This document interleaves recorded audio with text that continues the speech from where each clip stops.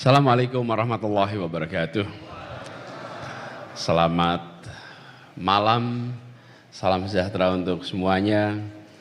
Tepuk tangan dulu untuk semua yang hadir di sini. Jadi ini hadir seluruh Indonesia, Bung Sarin. Seluruh tanah air hadir berkumpul di sini dan tadi disampaikan semua datang dengan bawa bekal masing-masing. Lokasinya yang disiapkan, tinggalnya sendiri-sendiri, kemandirian menjadi ciri utama gerakan rakyat ini. Jadi saya ingin menyapa dulu pertama seluruh jajaran DPP Gerakan Rakyat, wabil khusus Ketua Umum dan Sekjen, Pak Sarin Hamid dan Bung Ridwan bersama seluruh jajarannya. Kemudian juga Ketua Dewan Pakar, Prof.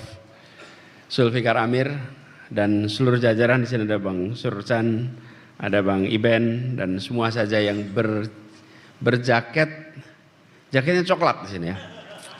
Jadi kalau jingga mencoklat sudah pakar gitu jadi. Kalau masih jingga belum pakar nih kita. Juga teman-teman seperjuangan yang hadir bersama di sini, Pak Saugi, terima kasih kedatangannya, Bang Habil Marati, Pak Napoleon Bonaparte, kemudian Kak Ria, kemudian juga hadir di sini Dr. Eya, ada Bang Yasin Kara, Bang Saud, kemudian Bang Ramadan Pohan, Bang John, dan di depan kita juga Bang Awalil Rizki, ekonom kita, yang akhir-akhir ini jadi rujukan bagi kita semua membaca situasi di Indonesia. Teman-teman sekalian, saya ingin sampaikan selamat yang baru saja dilantik seluruh jajaran DPP Gerakan Rakyat. Selamat bertugas, amanat besar diembankan di pundak saudara-saudara sekalian. Lalu yang dari seluruh DPW hadir bersama di sini, kalau disebut semuanya agak panjang, tapi kita beri tepuk tangan untuk seluruh DPW yang hadir bersama di ruangan ini. Lalu kita semua berkumpul dalam suasana yang agak berbeda. Biasanya kalau kita mendatangi sebuah pertemuan rakernas, maka gedung diwarnai dengan suasana konstruksi beton dengan desain interior. Hari ini masuk suasananya suasana hutan tropis yang ada di tempat ini. Dari mulai masuk ke depan suasana hutan tropis, dan begitu juga di sini. Dan pesannya pesan yang cukup tegas ini tentang keadilan ekologis. Jadi saya dapat tugas bicara tentang keadilan ekologis. Di satu sisi alhamdulillah bukan membicarakan masalah demokrasi di negeri ini. Karena kalau bicara demokrasi semuanya nanti rame bicara demokrasi. Tapi juga persoalan ekologis ini nggak kalah rame sesungguhnya. Dan kalau kita perhatikan teman sekalian, salah satu problem mendasar yang ada di dalam perjalanan peradaban manusia selama beberapa abad terakhir ini, kita menyaksikan sulitnya umat manusia mempersatukan dua eko. Dua eko nggak akur. Yang satu ekonomi, yang satu ekologi. Kita menginginkan keadilan ekonomi, tapi juga kita menginginkan keadilan ekologi. Ekonomi dan ekologi harus dikembalikan sejalan bersama-sama lagi. Tidak bisa lagi kita membiarkan ini terpisah, terpecah. Karena itu ketika saya dapat tugas ini untuk berbicara tentang keadilan ekologi, saya pikir timingnya tepat dengan situasi Indonesia. Izinkan saya memulai dengan menyebut satu angka. 1198. Apa itu angkanya? Itu adalah data terakhir per hari Jumat kemarin, jumlah saudara-saudara kita yang meninggal akibat bencana di Aceh, Sumatera Utara, dan Sumatera Barat. 1198. Dan kita berdoa dan berikhtiar, mudah-mudahan angka ini tidak tambah.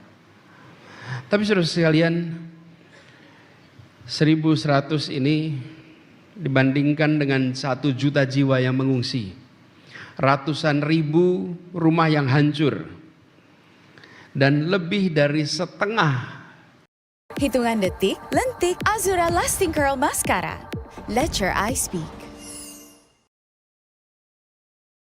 Separuh dari desa di Provinsi Aceh terdampak. Dan hari ini masih ada 144 orang yang belum ditemukan. Saudara sekalian, ini semua terlihat seperti angka statistik, tapi jangan pernah anggap ini sekedar angka statistik. Yang disebutkan itu adalah ibu yang kehilangan anak, anak yang kehilangan orang tua, keluarga yang kehilangan seluruh kenangan atas keluarganya, lingkungannya. Kami datang di desa-desa di situ, yang mereka tidak lagi bisa bercerita seperti apa bangunannya, karena terkubur, hilang, tidak bisa ditemukan lagi. Ya, pemantiknya adalah siklon tropis Senyar. Ini fenomena yang amat langka di Khatulistiwa. Kalau di utara diberi nama hurricane, kalau di selatan belahan bumi dikasih nama siklon. Tapi hurricane, dan itu adalah putaran air yang dahsyat, jarang terjadi di wilayah Khatulistiwa, biasanya di kawasan subtropis.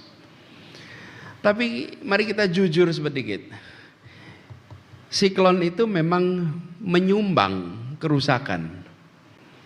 Tapi sebagian kecil, sebagian besarnya adalah dosa ekologis yang bertumpuk dan menumpuk bertahun-tahun lamanya.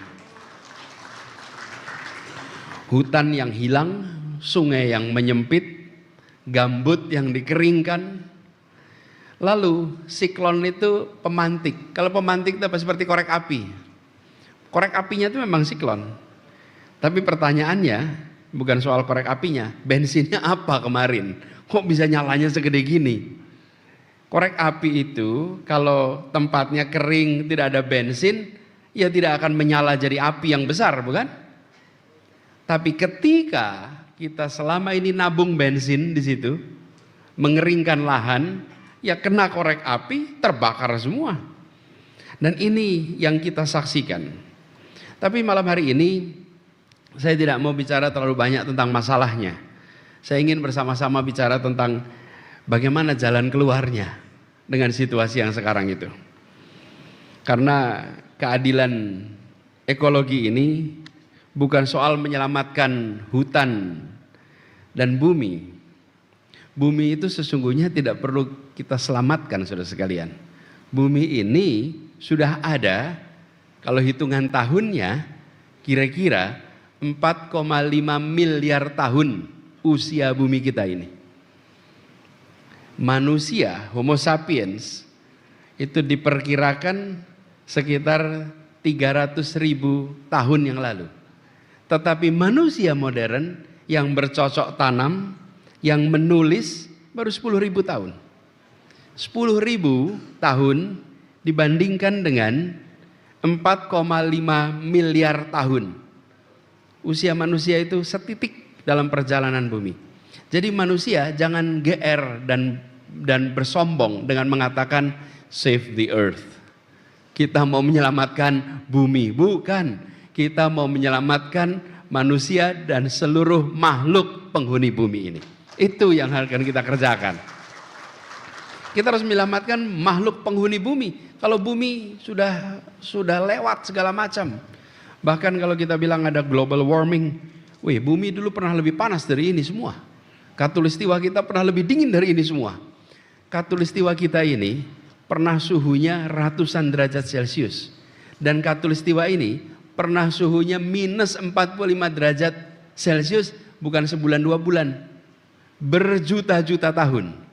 Jadi yang namanya global warming bagi bumi itu, kami pernah global warming, kami pernah global extreme cold, pernah.